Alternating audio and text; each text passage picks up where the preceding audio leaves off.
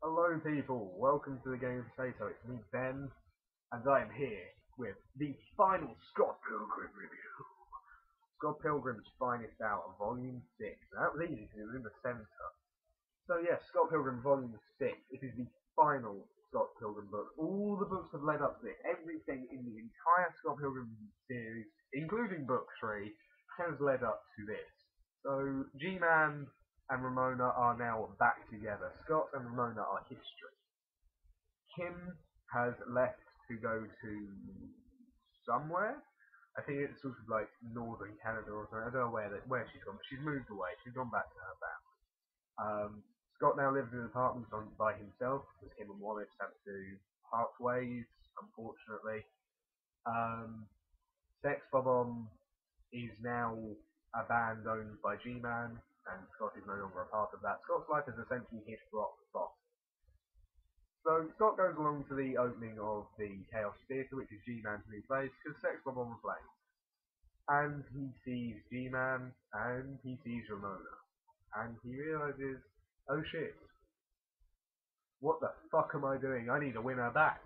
So he decides to fight Gideon for her love. This doesn't turn out too well. Scott dies. He dies about, is it a quarter of the way in? Something like that. Stupid like that. No. Halfway through, Scott dies. He gets stabbed, if I can find the panel. There it is. He gets stabbed by Gordon. Gideon. Gordon hit his middle name. Gideon Graves. He gets stabbed by him and dies. However, in Scott Pilgrim Book 3, when Scott had that revelation, he got an extra life. So, Scott goes into a dreamland where Ramona tells him not to fight for her love, but to fight Gideon for himself. To make himself the man he needs to be. So Scott uses that extra life. He goes back, he relives some moments earlier on in the evening, and takes a different approach to them. And it all turns out that actually, Gideon is the most possessive boyfriend on the face of the earth. Instead, Ramona has 7 evil ex-boyfriends. Yeah, I mean, she has baggage, but let's face it, there's nothing on Gideon, who has a chandelier with his ex-girlfriends in it. In the Chaos House. But yeah, that's right, he's put his ex-girlfriends in a fucking chandelier in his new club. So, the fight is on between Scott and Gideon, and Ramona sort of, she comes to her senses. She's like, actually, Scott loves me, and, I love him too. I'm gonna fight Gordon. Gideon! I'm gonna fight Gideon. So yes, they fight, and then Knives comes back into the show. Oh yes, Knives, the one we forgot about for book 5, pretty much.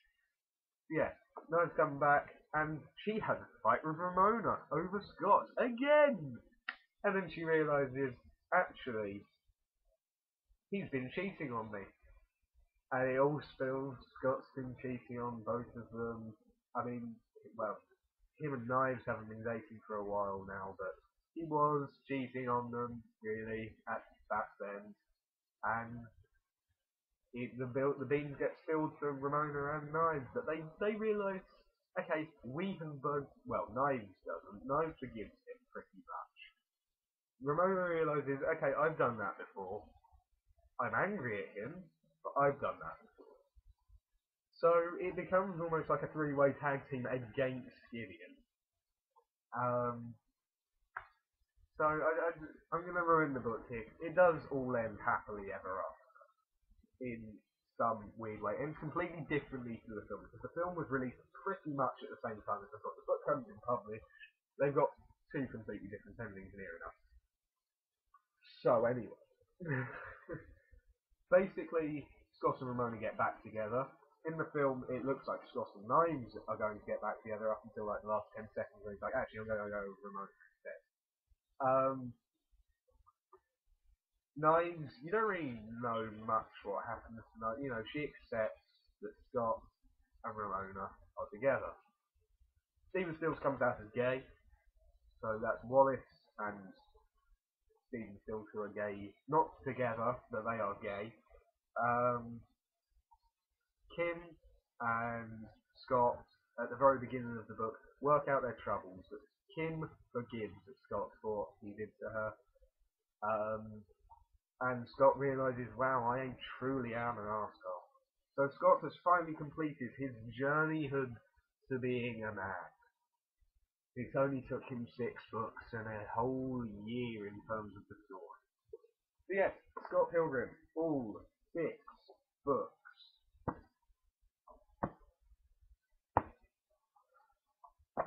Yes, all 6 books. There. 6 books for the win. They are amazing books. You should definitely pick them up. About 20 quid for the entire pack, probably about a fiver each. If you're looking to get them individually. They now do hardback colour versions if you don't like paperbacks. They're all in black and white, so that's black and white there.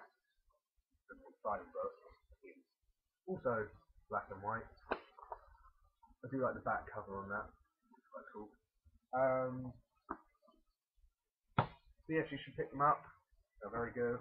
Hardback editions with colour will set you back a lot. I know that the first one, so this one, the shortest one out of the entire series, right there, about as big as my nail, which you can see there is not very big. That is about £17. So for colour and hardback, you're paying a lot more.